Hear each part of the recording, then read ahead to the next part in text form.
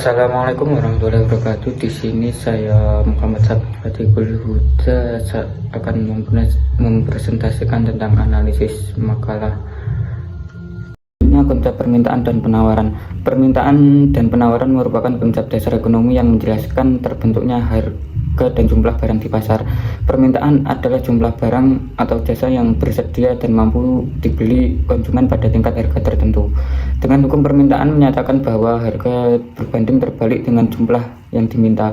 Penawaran adalah jumlah barang atau jasa yang bersedia dan mampu ditawarkan produsen pada tingkat harga tertentu, di mana hukum penawaran menyatakan bahwa harga berbanding lurus dengan jumlah yang ditawarkan. Interaksi kedua menghasilkan keseimbangan pasar, yaitu kondisi saat jumlah permintaan sama dengan jumlah penawaran. Selanjutnya implementasi dalam kehidupan nyata.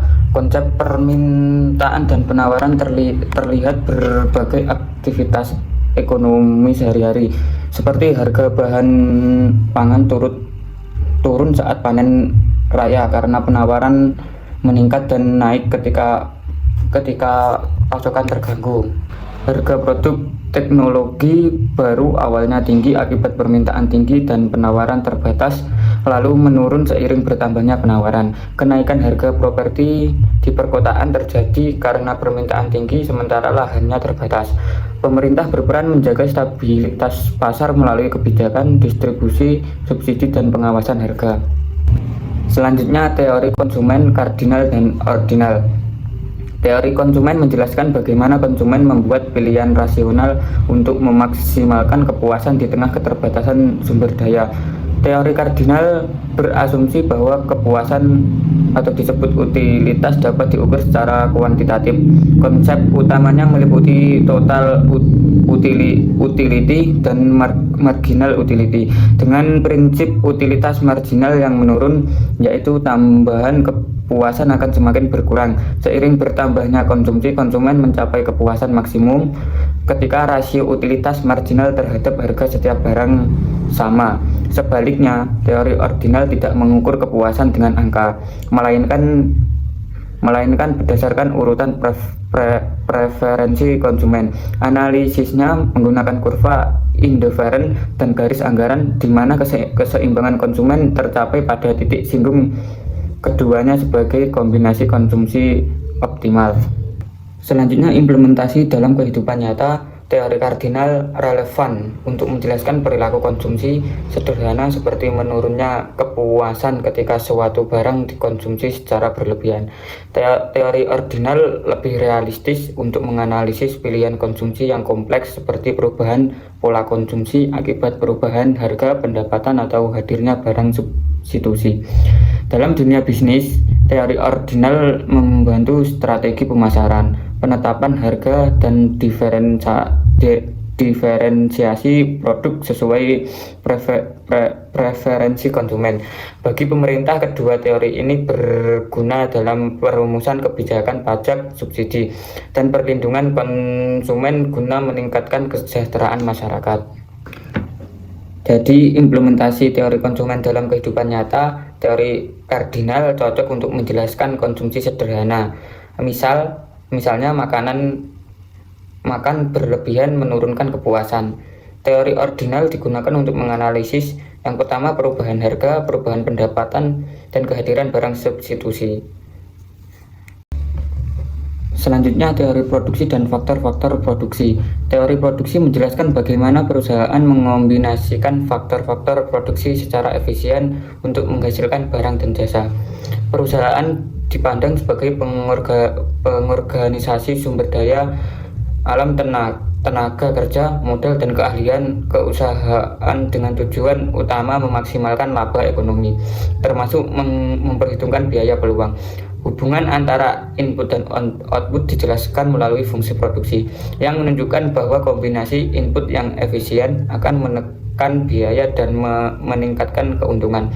Pemilihan kombinasi faktor produksi yang tepat menentukan tingkat produktivitas dan daya saing perusahaan. Jadi tujuan utama perusahaan adalah memaksimalkan laba ekonomi termasuk memperhitungkan biaya peluang. Hubungan input dan output digambarkan dalam fungsi produksi di mana efisiensi input akan menekan biaya dan meningkatkan daya saing. Selanjutnya, produksi jangka pendek, jangka panjang, dan implementasi.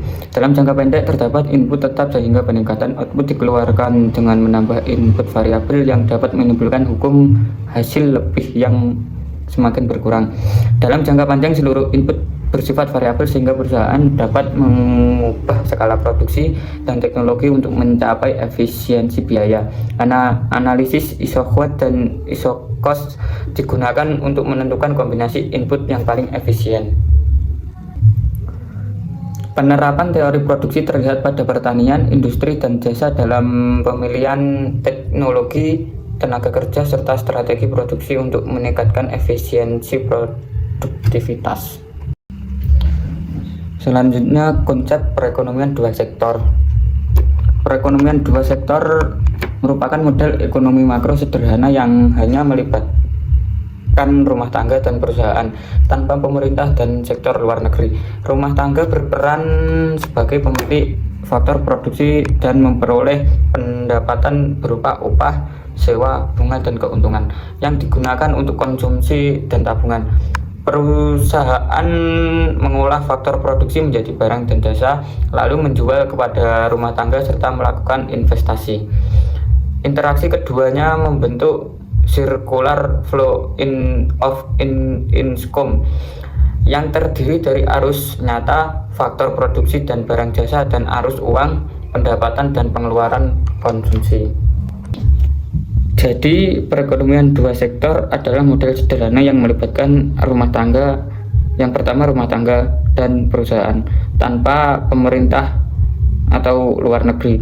Rumah tangga yang bertugas yang pertama menyediakan faktor produksi, yang kedua menerima pendapatan, yang ketiga menggunakan untuk konsumsi dan tabungan, dan perusahaan berfungsi mengolah faktor produksi, yang kedua menjual barang dan jasa, yang ketiga melakukan investasi. Interaksi ini membentuk circular flow of income yang terdiri dari arus nyata dan arus uang. Selanjutnya, keseimbangan dan implementasi nyata. Keseimbangan perekonomian dua sektor terjadi ketika pendapatan nasional sama dengan pengeluaran agregat, yaitu Y sama dengan C tambah I. Konsumsi dipengaruhi oleh pendapatan dan dirumuskan dalam fungsi C sama dengan A plus BY, di mana B MPC menentukan besar kecilnya efek pengganda. Model ini menunjukkan bahwa konsumsi dan investasi sangat menentukan stabilitas ekonomi. Contoh penerapannya terlihat pada desa agraris sederhana di mana rumah tangga menyediakan tenaga kerja dan lahan, sementara perusahaan mengolah hasil pertanian dan melakukan investasi tanpa campur tangan pemerintah maupun perdagangan luar negeri. Sekian presentasi dari saya, bila ada kurang lebihnya saya mohon maaf. Wabillahi taufiq wal hidayah. Wassalamualaikum warahmatullahi wabarakatuh.